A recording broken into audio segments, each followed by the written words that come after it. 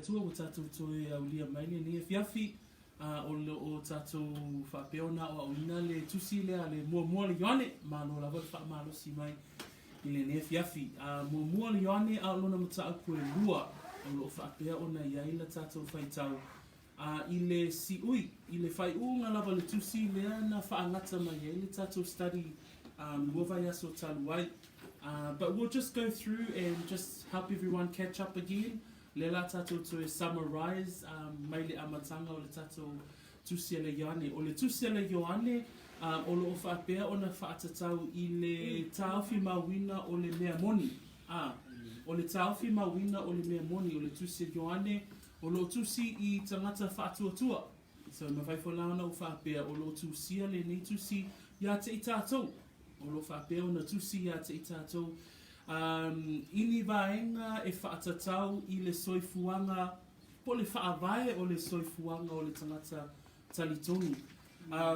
O suesuenga nisi o whaiaonga i le tusi lea e mawhaifo i ona tuuina le tusi lea i lunga pei o se fua e fua nga iai po whea tonu lava o lo iai lo soifuanga whaolaina. So, o le fua mua po o le tofotofoina mua o lo soifua kerisiano sa mau e mtaupu mua whaipu mua o le wha i le Yesu keriso le tusipaia. So oe le tangata talitonu e ao o na mautu lau talitonunga i le Yesu leo lo ao awina le tusipaia. Lua, i le mtaupu mua whaipu e lima e o le whaipu se fulu ma le mtaupu e lua whaipu mua e o le whaipu e lua. Ia e malama i le whaamatalaina le tusipaia o le meta ua o le angasala. So, those two doctrinal truths that believers must have, right in the first chapter, he kicked us off and saying, you need to have an understanding of the Jesus of the Bible. Second, in chapter 1, verse 5 to 10, right through to chapter 2, verse 1 to 2, we had a look at what's your doctrinal belief of sin. Do you have an understanding of what sin is? Ona tātou taunuu le le matau koe lua, whaipoe tolu le whaipoe ono, lo iai fo isi tofonga po isi fua e fua nga iai le olanga po le soifuanga le olanga kerisiano, mua o le usita ia o le upua le atua. Nai alo o maua le matau koe lua, whaipoe tolu, whaipoe ono. Whaipoe fitu e o sumatasi o le tofonga po le po le fua lea o le alofa atu i isi tangata. Lesi fua lena au mai le apostolo le whaipo suma lima o suma fitu o le manao i le lalolani. Mana tua foi whai upo nao lo o iai le tuina nao tino, tuina nao mata, ma whaadia lia o le nei o langa. O lo au mai foi la le apostolo le fua lena, e fua nga iai o tātou o langa o tātou wa ta ua o tangata whaatuatua. Po whē tonu e tū wailo tātou whaavae pe tātou te mana na o i le lalolani, pe tātou te alolo whaatu i le atua.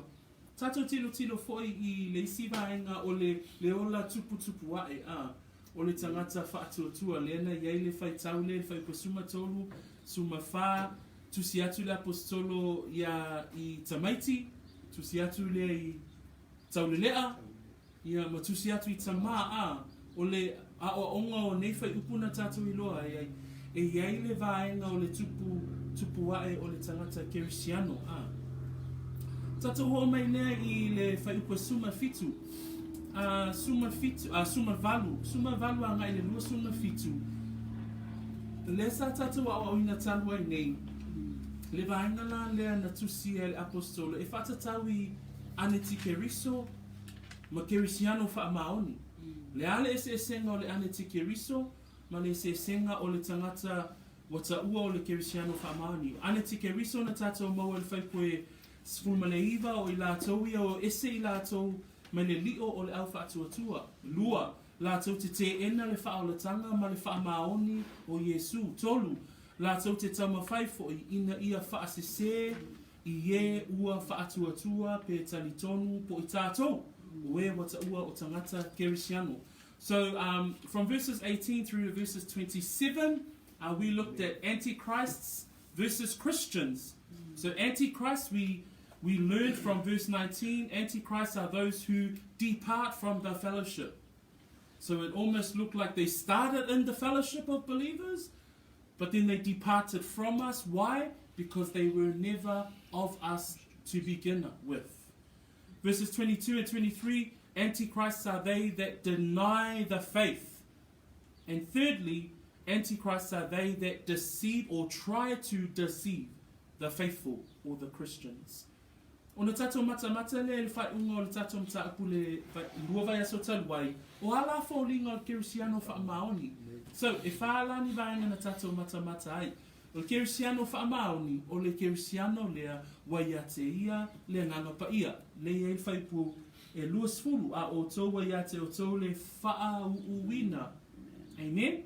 A whaipu e luas fulu matasi, o le Kerisiano whaamaoni o le tangata o lo o ina e le nganga pa ia.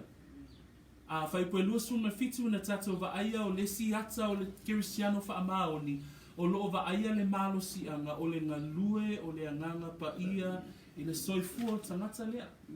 Man whaipu e luas fulu malwha o le Kerisiano whaamaoni, o le Kerisiano e whaamaoni i lona o langa tu mau. Man tua fo ile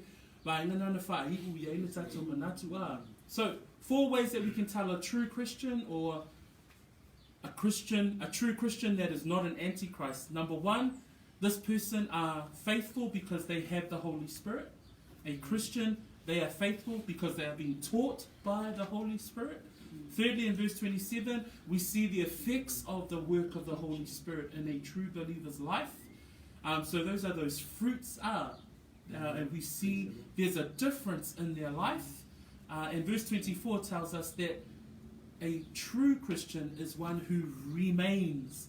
Remember that word that we learned the last fortnight? O le tangata tu mau. O le afiafi lale nei, o lo whaawawina lale tatou mata upu.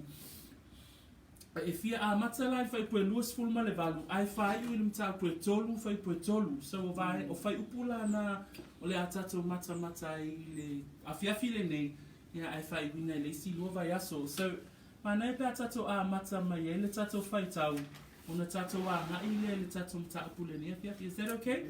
Okay, let us read. Manai pe fai tau mai awa wai, fo I whaalua ina ia tau le nei le tato au fai tau. So, I'll start. Kakoa ngaila ia dad. Ia uma ia fai pu e tolu tau pe tolu fai pu tolu. And we'll start again. So mata mai fai pu e lusu malvalu tau pu e lua ai fai u le tolu fai pu e tolu. And I'll start. O le nei foi le whana we ia o tau tu mau ia te ia ina ia maua ai e ita tau le whaamalosi pe a whaali mai o ia. Ia le whaamaina foi I tātou I ona luma I lona a fio mai. A whai ua o tau I loa, o le ami o tonu ia, ua o tau I loa ai, o I lato uma o e whai le ami o tonu, ua whanau mai I lato ia te ia. Pauta I le silisili o le alofa, ua foa ina mai le tamai a te tātou, ina ua ta ua I tātou, o le whanau a le atua. O le mea lea e leilo ai I tātou e le lalolangi, a wana leiloa o ia. Ia.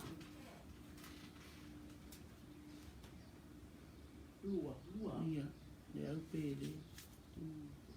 Le au pere, o le whanau, tātou o le atua, leilo na pō.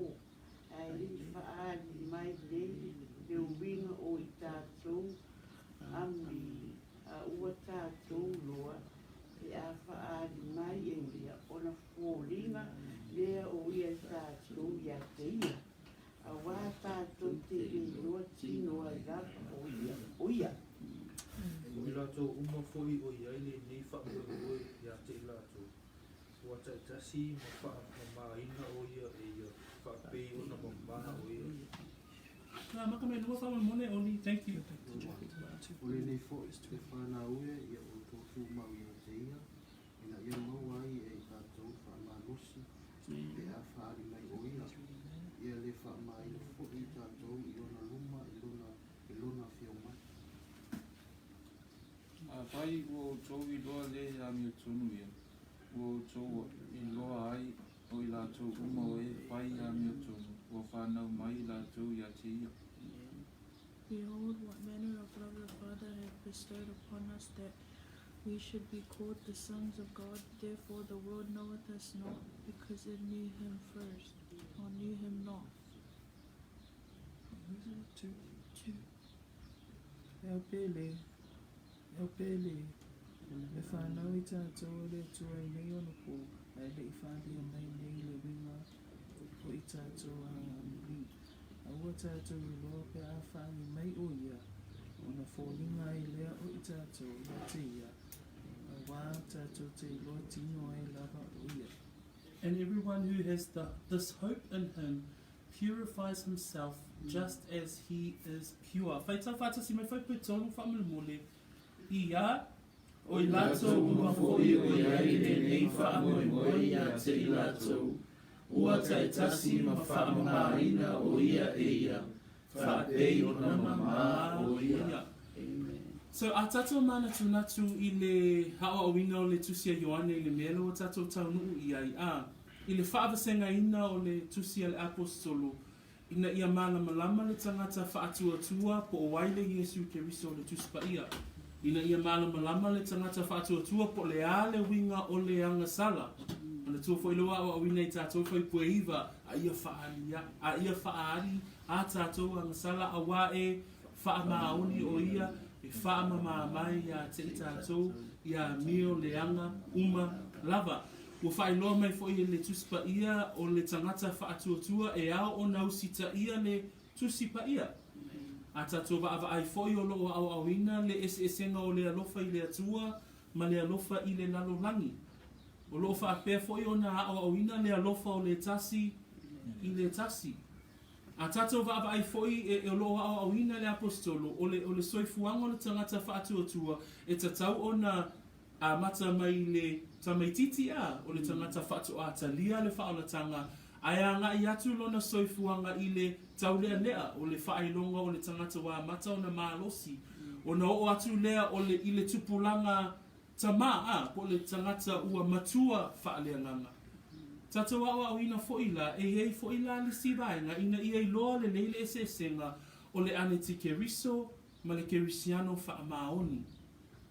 Ai tau nuu mai tātou le whaipua luas fulma le valu o I o loa ngai fo I le tusi mai o le apostolo Ioane I le au whaatuatua I le mea le ta ua mai e le whaiupue tolu o le nei o I lato uma foi o iai le nei wha moe ia te I lato ua ta itasi ma wha mamaina o ia e ia wha pei ona mama o ia o le afiafi le nei e a mata iona o awina I tātou le mea le tau o le wha moe po le wha moe e mama a purifying hope that not only are we tested, he's writing to test the believers thinking around what's your doctrinal beliefs around the Jesus Christ of the Bible, right through to do you have an understanding of the Antichrist and what true Christians look like? He then moves us, the reader, into, well, what does our hope look like? Praise the Lord. So o le fesili la le na e tu umai luma lo mafo fau le afiafi le nei. O le ala le wha moe o le tangata whaatuatua. Na e tele ia ona wha amatala ina e le tuspa ia. Le upu lava lea o le wha moe. So se fulu lua me ia o le atato talatala noa I le afiafi le nei. E a mata I le tato mata upu. E whaatatau I le manatu le wa au mai le apostolo. O le wha moe e mama. Po le wha moe e wha mamai nai. Mua. O le wha moe o le tangata kirisiano. O loo I le atua. So, mua. O le wha moe o le tangata kirisiano. O loo I le atua. So e lau tusi le salamo e wha. Whai upu. Whasuma tolu whai upu e 5.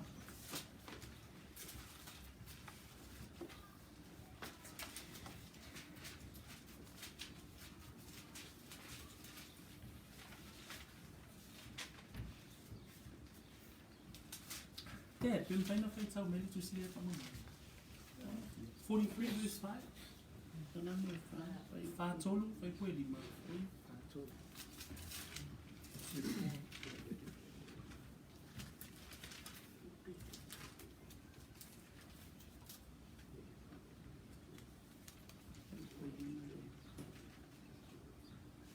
Lo unga ngai se ele me ua e whanono ai. Watu wale fo i oe i tonu ia te au i se a. Ia e wha moe moe i le atua, a wā au te toi li ia te ia. O loo wha o le tanga ia, ma loo atua. Amen. Psalms 43 verse 5 says, Why art thou cast down, O my soul? And why art thou disquieted within me? Hope in God, for I shall yet praise him, who is the health of my countenance and my God. O le whamatalaina o le whaamoe mua lava, o lo tātou whaamoe o le atua. Au noa I tātou ma le atua, e le aiso tātou whaamoe, e ma nei au por whaisalamo, whamaile whaisalamo, lo wanga ngai, se ale mea ua e whaanoa noa ai, ia e whaamoe I le atua. Lua, o le whaamoe o le mea ua foa I mai e le atua. Su e tātou tusi I le lua le Tesalonia, a lona mta apue lua. 2 Thessalonians chapter 2.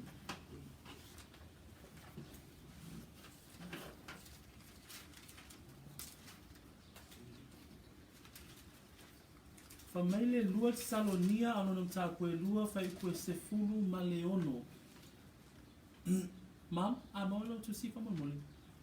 O lo tātou wali I lava o Yesu Keriso, a tō male atua lo tātou tamau.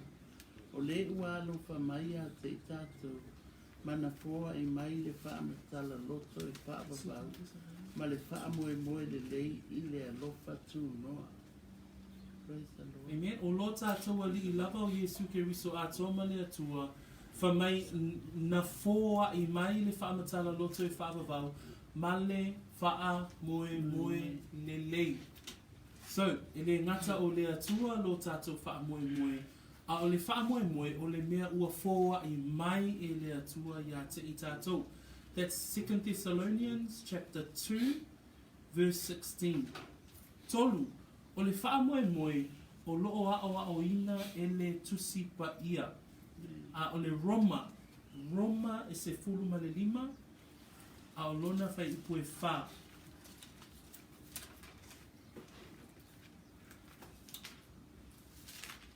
A maolo tusina.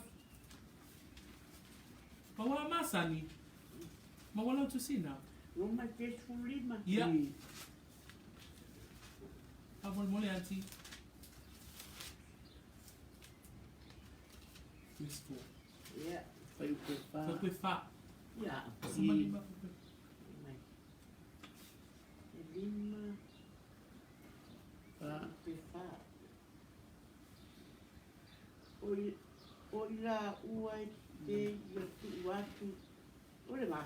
Yeah. Sama lima. Se pūru mani lima. Le Roma. Roma se pūru mani lima.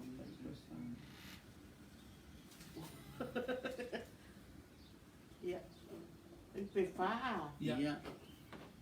O mea uma. Ua ia tu e kusi e slomu pua. Ia.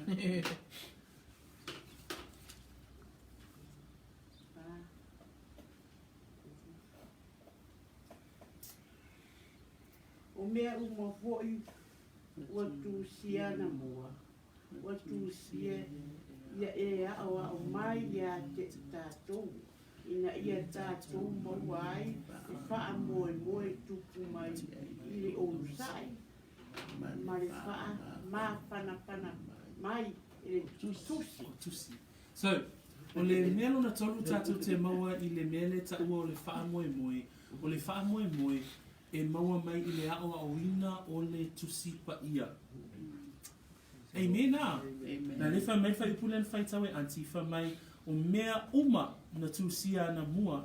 Na tusia ia e ao mai ai a te I tātou. Ina ia tātou maua le wha moe.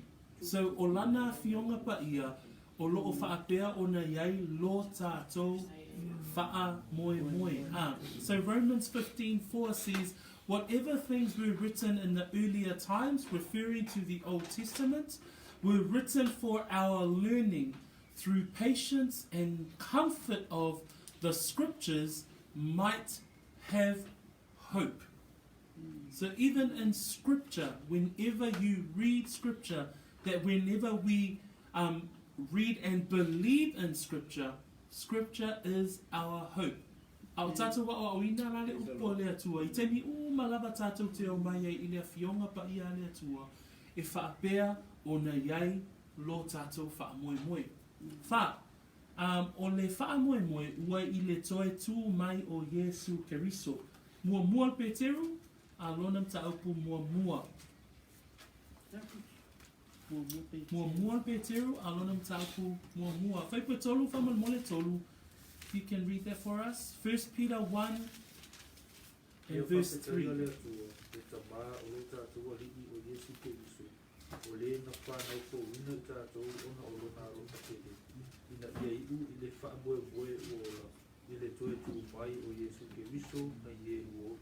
Amen. Mana ele fai tau le na a e wha manatu ia te i tātou. Wha mai le fai puna e tolu. Ina ia iu i le wha moe moe ua ola. I le toe tu mai o Yesu Keriso na ye woti. Le isi vaenga o lo tātou wha moe moe. O lo tātou wha moe moe. O lo i le toe tu mai o Yesu Keriso. Our hope, it says there in 1 Peter 1 verse 3, blessed be the God and Father of our Lord Jesus Christ, who, according to his abundant mercy, hath begotten us again unto a living hope by the resurrection of Jesus Christ from the dead. Amen. So, e wha vaenga i o tātou kawaina a, o lo tātou wha moe moe, o lo i lea tua, o lo tātou wha moe moe, o le mea ua fōa e mai, it's been gifted to us. O lo tātou wha moe moe, e maua pe a o awina le tuspa ia, ma tātou tali tonu i le tuspa ia, o lo tātou wha moe moe foi, o lo i le toe tu mai o Yesu Keriso. 5. O le wha moe moe, ua wha mao nia e le anganga pa ia. Roma e skulu male 5, wha mole mole. Hi Isaac, Roma e skulu male 5, a lona whai koe skulu male tolu. Mawala lo tusi Isaac whai tau mai wha mole mole. Roma suma 5, a lona whai koe suma tolu. Le atua fo e tupu mai ai le wha moe moe. Ia whātu tua ina o tōu e ia i le oli. Uma a toa manisi e mu. Ina ua whātua tua. Ina ia tele lava le lo o tōu wha moe moe. Ona o lo, ona o le mana, o le angampa ia. Amen. And we all say? Amen. So, ina ia tele lava lo o tōu wha moe moe. Ona o le mana o le anganga pa ia. O le wha moe moe, ua wha maonia, ona o le anganga pa ia. We read there in Romans 15:13 that the God of hope will fill you with all joy and peace in believing, that ye may abound in hope through the power of the Holy Spirit. Amen. Praise God. Amen. 6. O le wha moe moe o lo tātou talita lea e whaasanga tau ai ia satani. E ofo i le tau a wha lea nganga o lo tātou tauina. Sue le tātou tusi le mua mua le Tesalonia. E whaapea o na iai lo tātou wha moe moe. Mua mua le Tesalonia mta koe 5. Maua whai poe walu wha moe moe lava uso oli.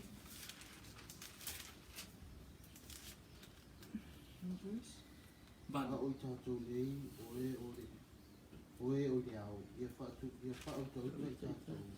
Ia tātou ofu i le whatau, whātou tua, pale ofa.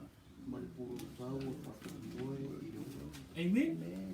So I whaitau le nā o lo o whamatala i nai le ofu tau o le tangata tau whaatotua.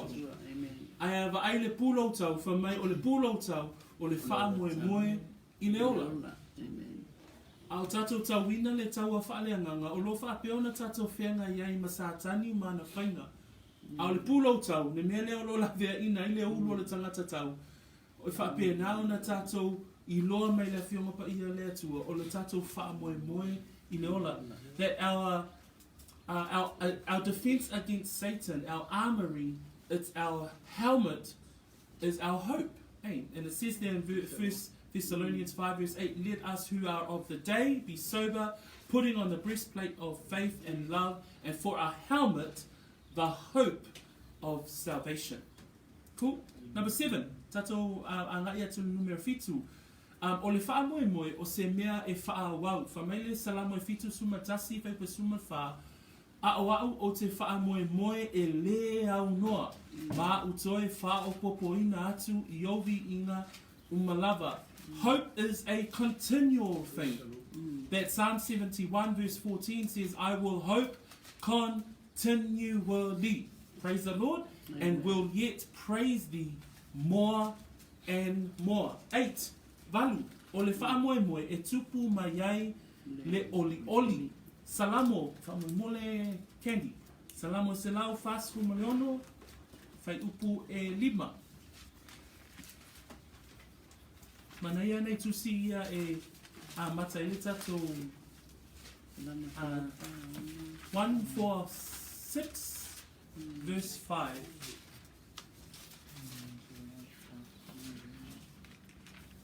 Ang ia tangata o iai le tuo ia kuku. Pai mona fesosoani e iai lona wha moe I le alii lona matua. Amen. Amu ia. Le puna sau le wha Samoa le amu ia. I familiar for Aperatania 146 verse 5. Happy is he that hath the God of Jacob for his help, whose hope is in the Lord. Amen. So I tato va mai le fa matala ina o le fa moe moe. Familiar salamo le fast fu maleono. O le fa moe moe tupu mai ai le oli. Amen. Iva. Tu si fai tau Kolose mua whamamole langi, whai upu e 5. Kolose mua alona whai upu e 5. O le wha moe na te ave e sea le fefe I le oti. O le wha moe na te ave e sea le fefe I le oti. Pe a wha moe le tangata wha atua I le atua, e le ai masona popole I le oti. O le fefe, po le tui o le oti, o le whaamatau mai o le tuunga mau, ua leto iai I le tangata whaatua. Praise the Lord.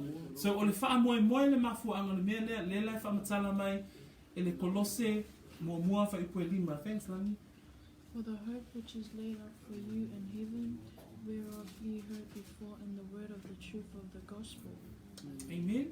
Ma mai le whaitau le whaitau e langi, ona o le whaamoe ua teu mo o tau I le langi. Ua o tau whaanongolongo I ai ana mua, I le upu o le mea moni, ua I le tala le lei.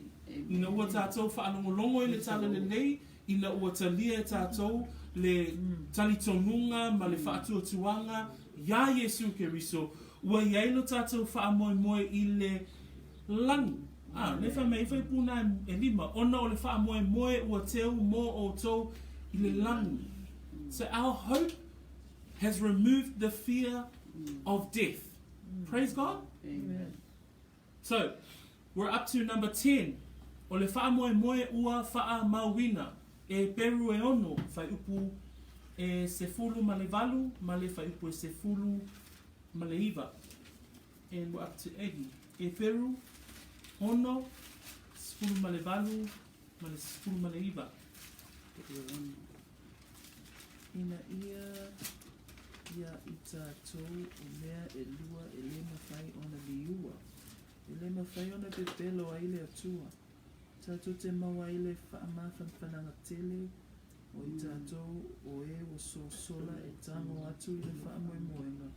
O tui o tātou luma. Wa ia I tātou le nā whaamoemoenga. Pei se taula o le anganga. E le matosina ma ua mausali. E o fo I tono I tala atu o le ie puipui. O le whaamoemoe lea wa ia te I tātou le tangata whaatuatua.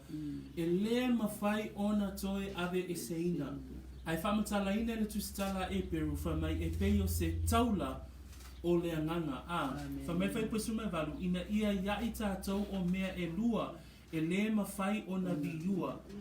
E le mawhai o na pepelo ai le atua, tātou te mau ai le wha mawhanwhananga tele, o i tātou o e ua so sola, e tango atu i le wha moe moenga, ua tuu i o tātou luma. E wha mai whai pesuma leiva, le nā wha moe moenga, pei o se taula o le anganga. Ina ua wha ina oi, ina ua papati so ina oi le anganga i te tonu o le tino ke riso, wa a vea oi maa inga o le wha atua. E te iloa usa matu whawhine, wa whaapea o na taula oi i te tonu o le a inga o le wha atua. Le wha moe lea wa ia te oi, le mawhai o na toe ave e seina. Le mafu angana o lo ta uai oi o le tangata kirisiano wha maona. Le ana wha matala ina i oane i lunga i le whaiupo e luas anga i le luas huma fitu a. O le tangata kirisiano wha maoni, o le tangata e tu mau. Le lai wha mai ei, o lo tatou wha moe, le la wa wha mai le tustala e peru, o le taula o le anganga. E le mawhai o na toe ave e seina. Praise the Lord that Hebrews says, by two immutable things. Immutable things means that God made a promise, he swore by it, he cannot change it. By two immutable things in which it is impossible for God to lie, we might have a strong consolation. We have fled for refuge to lay hold upon the hope set before us. And it describes that hope as the anchor of our spirits. Amen? Amen. Praise the Lord. O le vaenga numera suma tasi, o le wha moe o le tangata wha atua, o lona wha moe, wa iai lea i le toea fio mai o Yesu Keriso. Maua le tusi i le tito e lua. Tito e lua a lona whai upu e se furuma le tolu. Tito e lua a lona whai pe sfuruma le tolu, wha mailo na whaita wina. For those of you taking notes, tito e lua whai pe suma tolu. O le wha moe numera suma tasi, o le wha moe lea tangata wha atua o loo iai i le toe fio mai o Yesu Keriso. Wha mai pe suma tolu, o whata le tali atu, i le wha tuanga e manui ai, o le wha lia lea o le pupula o le atua sili, o lo tātou whaola o Yesu Keriso. O lo whaamutala ina le wha moe e tito i upuna wha Samoa o le wha tuanga e manuvia ai. Titus chapter 2 verse 13, Paul writes to this elder of the church and he says, looking for that blessed hope. Then he goes on to explain that the blessed hope is the glorious appearing of the great God and our Savior, Jesus Christ. Brothers and sisters, o lo tatou wha moe ola le nā, le whai mai e le tusi nā paulo i a tito, o lo tatou wha tuanga e manui ai. E te loa oe, o le tangata o le lalonangi, e le ai masona wha moena. E le ai masanga wha tuanga e manui ai. Aiva ai oe le lisi a toa leo o tatou kawa inga le afiafi le nei, e a mata i le tatou mata upu a. O lo tatou wha moe, o vaenga malava ia. Praise the Lord. Ma le wha moenga la le tatou tusi whaitau, o lo maua lai whai pue tolu. So, tatou tue suia la tatou tusi whaitau, tolu whai pue tolu. In English it says, every man that hath this hope in him purifieth himself, even as he is pure. Whai pue tolu tatou whaitau whaatasi, o I lato uma ia, o I lato uma foi o iai le nei wha moe ia te I lato. Ua taitasi ma whaama maina o ia e ia, whapei o mona maa o ia. So, lela o tātou whaanangolongo I le amataina o le tātou mta upule nea fiafi, o le wha moe o le tangata kirisiano, mo mua, o loo I le atua, lua, o le wha moe o le mea ua fōa I mai e le atua, le tala no ai Paulo, ia te Salonia. Tolu, o le wha moe o le aoa awina, o loo aoa awina, ele tusipa ia. Le wha mai e le Roma o mea umana tūsia, wha mai o le wha mawhana fo I o tūsi, e maua I e tātou le wha moe. Wha, o le wha moe ua I le toe tū mai o Yesu Keriso. 5, o le wha moe moe ua wha maonia ele anganga pa ia. Ono, o le wha moe moe o la tātou talita e wha sangata watu ia sātani. Le ale pūlau tau, o le wha moe moe i le ola. Fitu, la tātou wa ai i le wha mtalaina o le wha moe moe le nea fiafi, o le mea e wha hawau. Le wha mei whai salamo, a o au o te wha moe moe e le hau noa. O le wha moe moe numera walu, wha mei o le wha moe moe e tupu mai ai, le oli oli. Hiva o le wha moe moe na te ave e sea le fefe i le oti. So tātou, e le oto i ele tātou popole i le oti, aisea, o le oti o la tātou manuia lea. O lo wola, o lo ia keriso lea, a lo woti, o lo manuia lea. O le tātou whaito toa lea, a ngā i le manuia. Le lai sa we whaipo se fulu, o le wha moe moe, ua wha mawina. Praise the Lord. Ma nei e whaipu ngai mai le e peru, o le taulau le anganga. E le ma whaiona to e ave e se isi, le wha moe moe le nā ua ia te oe, le tangata wha atua, le tangata kerisiano, wha maoni. Tumatasi, le isi tātou wha moe moe, o lo tātou wha moe moe, i le toia fio mai o Yesu Keriso. O le wha moe moe nā leo lo tātou tala noa i a Ioane. O le wha moe moe e wha mamā pe wha mamā i nai. O le wha moe moe lea pe a tātou wa ai le tusi ai o le apostolo i le tusi lea i le au wha atua. Ina ia wha mautu wina pea le tangata wha atua. So, le laua mai a atu le tusi atu i ante keriso ma le kerisiano wha maoni. A le laua tusi mai le apostolo. Okay, ia e malama i le winga o le wha moe moe. So, la tato mata lai whaipu mua, luas pulu malfitu.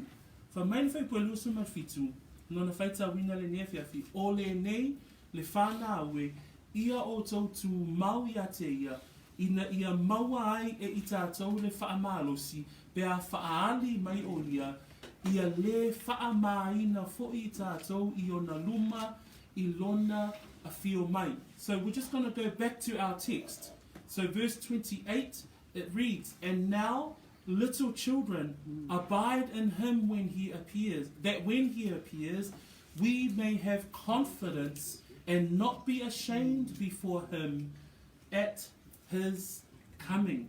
O le manatu mua e a mata i le tatou palkalafa lea, o le a tatou a mata ina le afiafi le nei, ia e whaiwina le vaenga lona lua i le vaiaso e lua o le asau.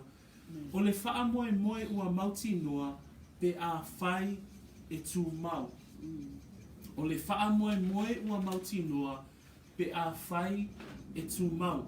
Hope is guaranteed by abiding. And that's what we're going to look at in verse 28. Let us go ahead and unpack verse 28 for today. And then we'll unpack the rest of the verses at our next study. So, it says there, and now, little children. So, o le vaenga mua whai kua lusu man o ai leo lo tu sia I ai le palkalafa lea. Pe ona tātou whaitawina tu sia Ioane, o lo tu sia e Ioane I tangata whaatuatua, so I tangata kerisiano. Mana tua fo I lai matau koe lua, ai te pāne le matau koe lua, pai koe spuluma le tolu nai ai suma lua le whana aue o te tusi atu I ate o tō. Mana tua fo I lea o awina I tātou o le whaitau le nā a. Au I la le matau I le whai koe lua suma le walu, o lo whaungaina fo I e Ioane le upu le whana aue. I le whaamatalaina o le whanau le I le whaikoe lua suma le walu. I lona e senga mai le whanau I le whaikoe se fulu ma le lua. O le whanau le I le whaikoe lua suma le walu. O lo whaatatau I le tawa whai o le au whaatuatua. So here the meaning of the word little children that he uses in verse 28 comes from the Greek word teknion, whereas the little children that he used in verse 12 was paideia, if you remember that.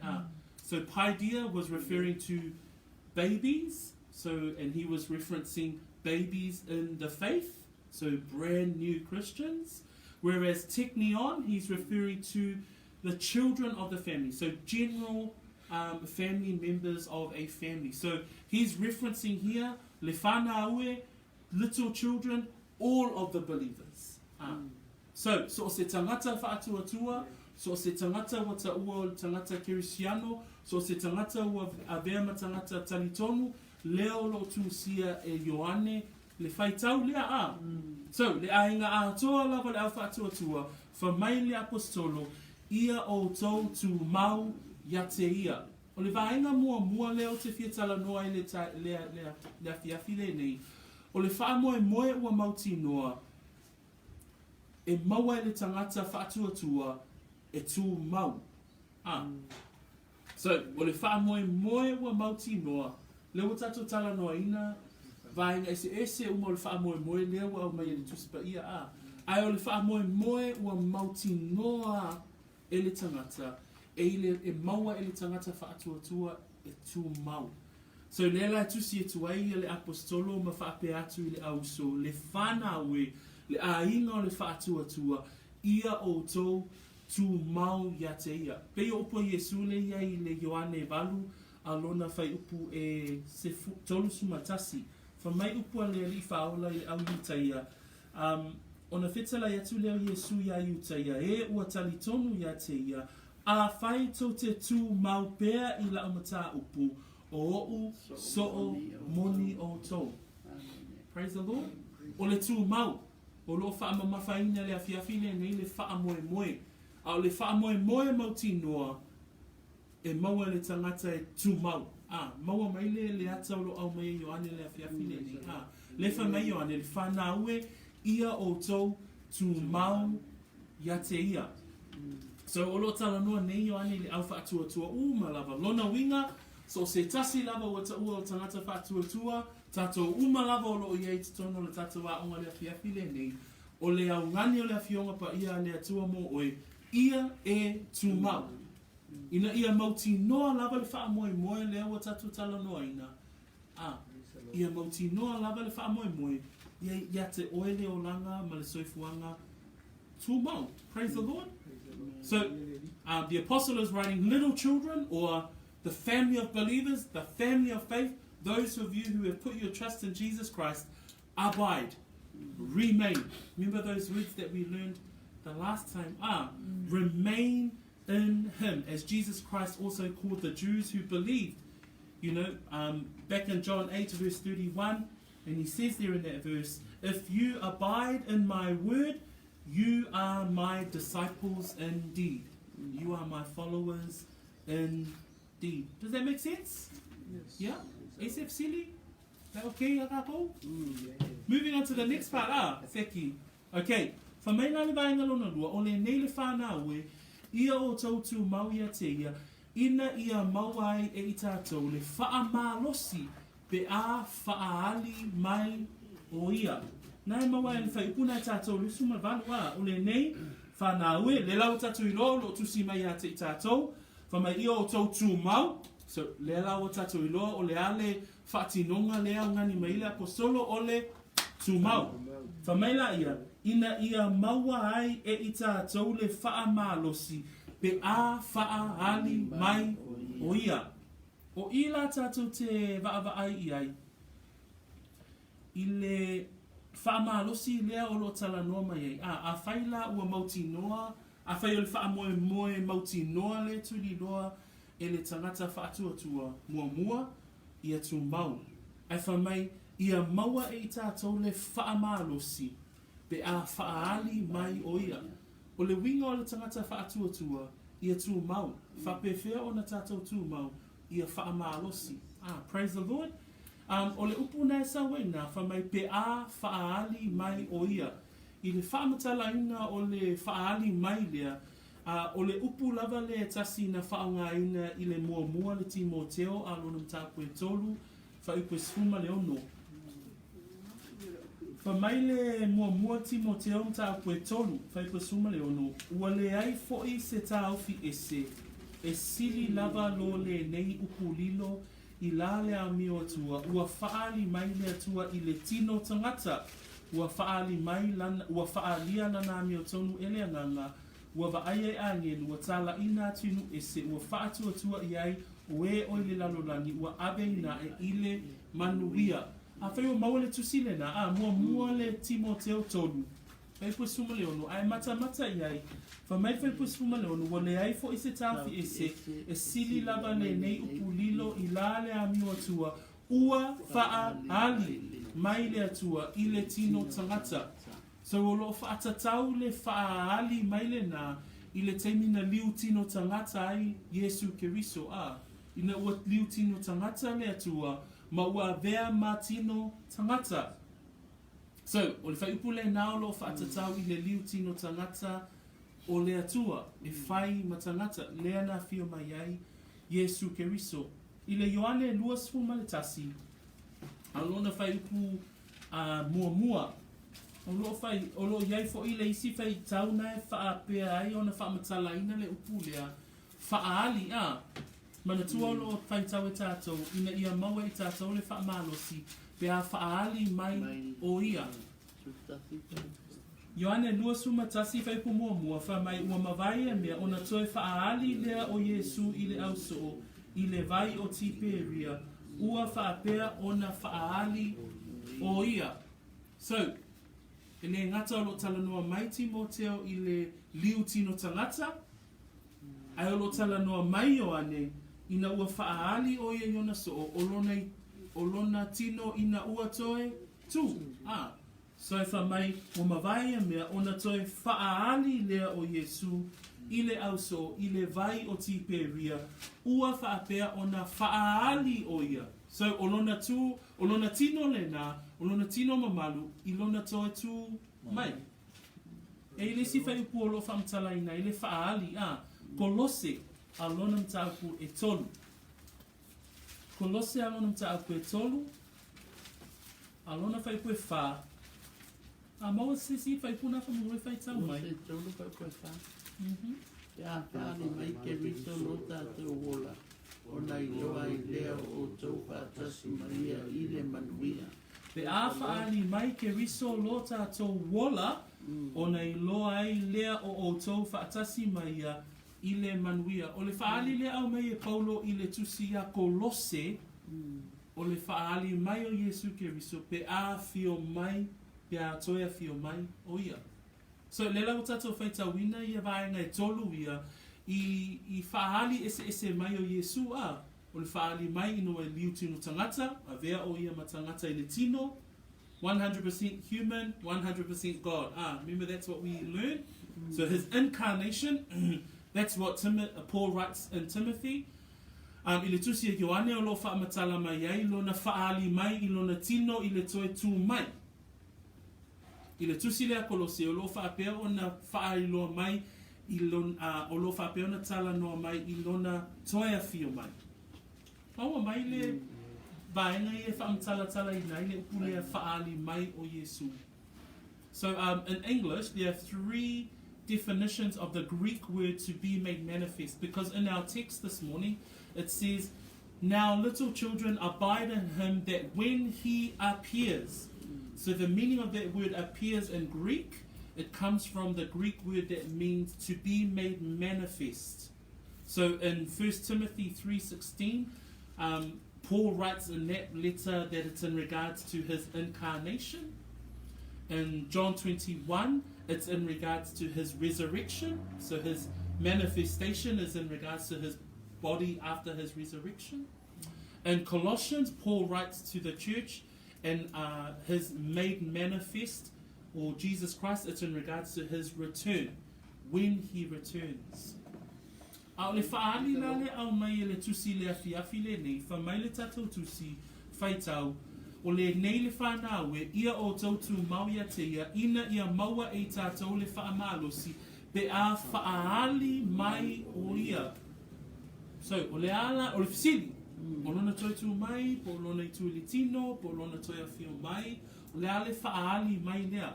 O le whaali mai lea, e whaatatau i le taimi o le si itianga.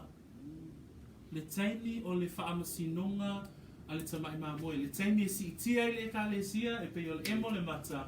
O le whaali la lea, o lo whaamatala Ioane. Praise the Lord. Ai fai tau I foi lalo fai pu e lua. Fai tau tātou fai pu e lua. Le au pele, o le whanau I tātou a le atua I nei una pō. Ai le I whaalia mai nei le winga o I tātou amuri. A ua tātou I loa, pe a whaali mai o ia, ona fōringa I lea o I tātou I a te ia, a wā tātou te I loa tino ai lava o ia. That's the hope. Praise the Lord. If our hope is guaranteed by abiding, a whai o I tātou o tangata whaatuatua, wa iai le wha moe moe, e mauti noa le wha moe moe, pe a whai e tū mau, pe a whai tātou te wha maalosi, wha mai e wha maalosi I tātou, pe a wha hali mai o ia, o le ala le winga o le whai upule nā, lona winga, a tātou wha maalosi, saulisi tianga, a vei tātou, o na wha hali mai le o ia, a whelewa iai tātou, I le manuia. Praise the Lord. So that's the whaamalosi that we're talking. That's the hope we're talking about. Ai whamai whaamalosi o le ale whaamalosi tu mau. Le ale le winga tu mau au sea ina ia tātou maua le vaenga lea o le whaali mai. Le ale tala noa mai o ane le teimi le whaali mai ai Yesu Keriso o le teimi o le sii tiana. Any questions about that? That's pretty cool, eh? Yeah? So, ona tātou o le lisi whaenga o le whaitau, whamai. Ina ia maua e tātou le whaamalosi pe a whaali mai o ia, whamai ia le whaamaina fo I tātou I ona luma, I lona fio mai. O le tangata whaatuatua, o le tangata o iai le whaamoe moe ua mauti noa, pe a whai e tu mau. Ai sau le whai uma whai upuwha mai, ina ia le whaamaina fo'i I tātou I ona luma I lona fio mai. Lona winga e iai I lātou e whaamaina. Amen? E ili vaenga o le au whaatuatua e whaamaina I luma o pea fio mai Yesu Keriso. Pea fio mai o ia a o tātou lea o loa vea matangata whaatuatua. Ma vei tātou ma wha moe moe wa mauti noa, tātou lea lo o iei le taula o tātou anganga a, pea whai tātou te le wha vai vai, pea whai tātou te tū mau. Tātou te fia fia e le whaali mai o Yesu Keriso a. Ai iei lātou o e whaamaina I le toia fia mai o Yesu Keriso. So we have a confidence. There is an absolute confidence for a believer in the return of Jesus Christ. Su e lau tu si le whaalinga. Whaalinga e lua sifu ma le lua, a lona whai po se furu ma le lua. Wha mai le whai tau le nā, Revelations 22 verse 12. Whaauta foi, o te vave alu atu, wai atea o foi le taui, o te taui ta itasi atu. Ia tusa, malana a mio ua whai. Whaalinga e lua sifu ma le lua, whai po se furu ma le lua. E te loa, le tangata lea wai ei le wha moe moe mauti noa, o le unga lea o loo tuli loa a. Le unga lea e le awane I wha maina I le teimi o le toia fio mai o le ali I whaola. Aisea, na le whai mai Yesu Keriso, whaauta o te vave alu atu a iatea o foi le taui, o te taui ta itasi atu, ia tusa, malana, a mio, ua, whai. So, o Kerisiano taitasi, o loo iai le wha moe moenga, o loo wa ai atu iai. Le ale wha moe moenga, tato whai tau le lua Timoteo. 2 Timothy, chapter 4.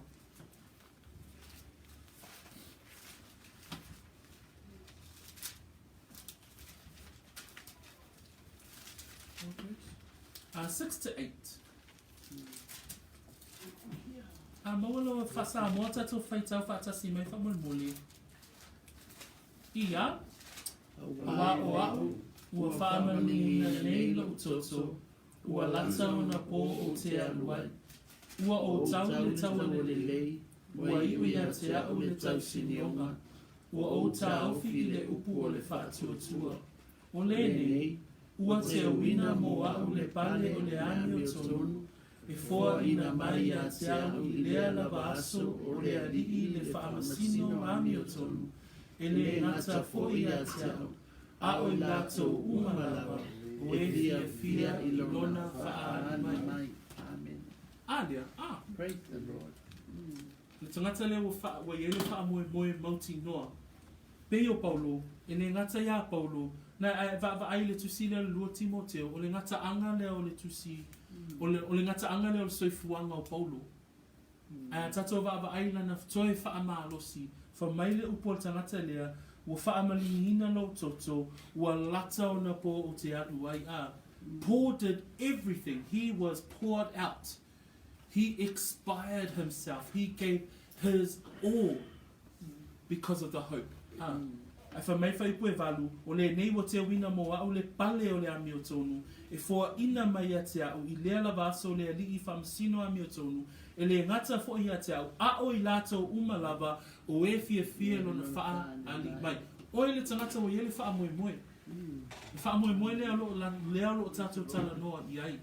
Le wha mei ele wha iungo le tato wha upu I lea fiafile nei, ia le wha maina fo I tato I ona luma, I lona fio mai. Uso matua whaafine, a o e iai le lalo langi le nei, ia e ngā lue, ma ia e mauti noa, ina ia awane I wha maina o le temi o le iunga. Praise the Lord. Leo lo wha mei fo I le lua koranito, a lona mtaupu e 5, whai upo e 10, wha mei le whai tawina, a wāta tau te tutu umalava I luma o le nofoa whamasino ke riso e tatau wai, ina ia taitasi matalitali I mea na whaia, I le tino e pei o mea na whaia, pelelei, peleanga. Ina ia le wha maina I tātou I ona luma, I lona a fio mai. So we do have a great reward as Paul is talking to his son in the faith in 2 Timothy. And I like those words in 2 Corinthians chapter 5, verse 10. And I'm just going to read in English, and it reads like this. For we must all appear before the judgment seat of Christ, that each one may receive the things done in the body according to what he has done, whether good or bad. A tatou whaitau fo'i lai le whaalia o tatou ngaduenga I luma o le nofo whamasino Yesu Keriso. O lo whamatala ina mai fo'i lai le tuspa ia. Mua peronito alonam tāku e tolu. Can we all switch over to 1 Corinthians chapter 3?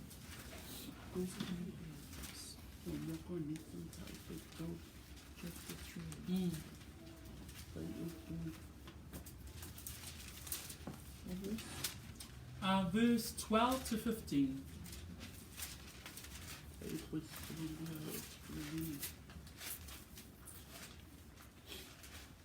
Fa mai e tau tū mai tātou luma no fōwha masino e tali uma ia tātou mea whai pēle lei pēle anga.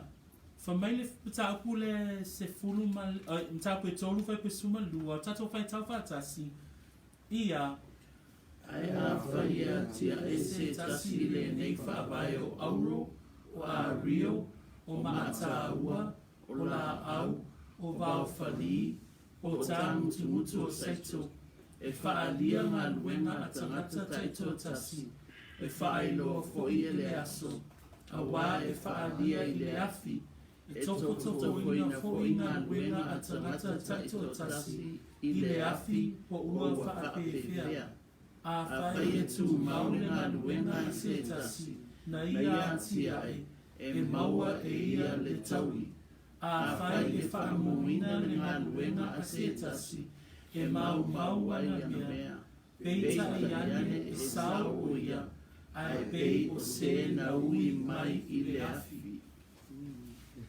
Praise the Lord. Hallelujah. Whaamalamala maina o le vaina leo le tatou mataupu, ia le whaamaina fo'i tātou I ona luma, I lona fio mai. Ia e mauti noa uso matua whaafine, a o e iai I le soifiwanga le nei, a o talatala noa I tātou I le whaamoe so it's the purifying hope. So we've learned all about the hope that we have that Scripture teaches us. O lo whapeona talatala noa I tātou I le whaamoe leo o lo au mai e le tusipa ia. Ai o whapea fo ena tātou whaamalamala mai ina fo I le whaipu e luas fo ma le valu a. E whaatatau I le whaamoemoe muamua o lo tala noa le apostolo ia te oe le tangata whaatuatua. Lua, ina ia maue oe le tangata whaatuatua, le whaamalosi pe a whaahali mai o ia. O le a le whaahali mai lea, e iei le teimi ave e sei nai le au whaatuatua. E iei le teimi e whai eile whaamasinonga a le tamai maa moe I luma o le nofua whaamasino o le tamai maa moe. Le ale mea leo lo whaamasino ina, a leo tatou whaitau ina le mua koronito mtapu e tolu a manatua o lo iai le whaavai o le au apostolo. Ai e whaua I lunga I tātou e ala I a tātou ngā ruenga. We have been saved by grace.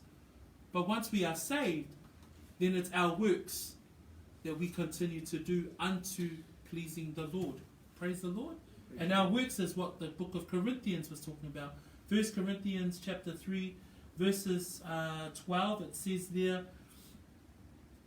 now if anyone builds on this foundation with gold, silver, precious stones, wood, hay, straw, each one's work will become clear, for the day meaning the day of the Lamb's judgment, will declare it, because it will be revealed by fire. So your works will be tested.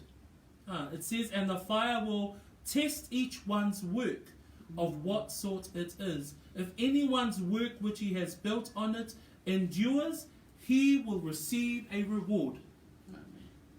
Then verse 15 says, if anyone's work is burned, he will suffer loss, but he himself will be saved, yet so as through fire. So, o le whaamalosi mo I tātou le awhiawhi nei, e whaangata mai ei nā se manatu a. A lo whapea ona tauina mai fo I le tusia mā reko whai pue tolu sfuma le valu. Wha mai awa aise mā ia te au, mā upu I le nei tupulanga muli lulua ma le angasala, e mā fo I le atali o le tangata ia te ia. Pea sau o ia whaatasi mana a ngelu pa ia, I le mamalu o lona tamā. O le telei o lau matawha I oi a. O le telei o le whaamala malama ina o le upu o le atua I le soifuanga. Pe o mafu angala le nā o lo au mai e Ioane a. Mana tua o le tusi a toa le o le Ioane. Pe o le au mai ngā wata ina ia whaali mai le ia te I tātou. O le a le fo, o a fo ringa o le tangata whaatuatua. Pe o le tatoa o ina le Efeso a. Le ala o tatoa o ina nei. Oh, okay, le fo au mai e Ioane. O le tangata whaatuatua. O le tangata I eilo na wha moe moe. A le wha moe moe la ua mautinoa e a mata I lo soifua tu mau, o lo soifua wha maa losi, o lo soifuanga foi. Au auna, ai se a, e ele teimi I tātou te iei luma o pea whaali mai o ia, a ia maua I tātou, aua ne I wha maa ina I tātou a. Praise the Lord. Malam lama, tātou mtaupu. Amen. Yeah, so that brings us to the end of our study and the end of my coffee tonight. Vi ia le atua, ma lo lava, mo le whaanongolongo, ma lo fo'i mo le whaamalosi a. E tupu le whaatuatua I le taulongolongo. Whamele upa le atua, o le taulongolongo fo'i, oi le fionga pa ia lea le atua. That we are stirred in our hearts and in our faith because of the word of God. And so we praise God for any opportunity to be able to listen and to be able to hear the teaching of the word of God.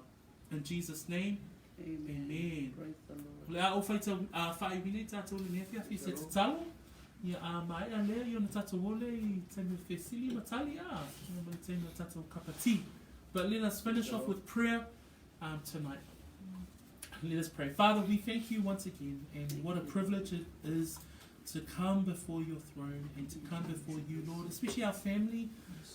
They've come and they've made time in their evening to come out and to hear the teaching of your word. Lord, as we've declared tonight, Lord, that our faith is stirred, our faith grows by hearing, and the hearing is the word of God. And so, Lord, thank you so much for our families here, and also for our families that weren't able to make it and who are listening in via Facebook or other platforms and channels.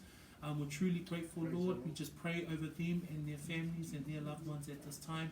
We pray for any opportunity where your word is taught, where your word is shared amongst believers, and even amongst those who are thinking about God, are thinking about faith. Our prayer, Lord, is that you will draw them unto yourself. Whawhtaitele tamā, lau whaamanianga I te tonu si o mātou aina nei, lau upu whaapea mātou talatala noa, ma mātou whaasoa, leli ia I au ngā ma ia tupu, la mātou whaatuatua I le taulongolongo, o le taulongolongo foi, o I le awhionga pa ia, lea a lea tua. Sili la mātou whaalongo, ai sili ai le na te whaalongo mawhai. Se vi ia oe tamai mea uma, ono le suafo Yesu a mātou wole mawala au tuai. And we all say, Amen and Amen. Praise the Lord. Bless you.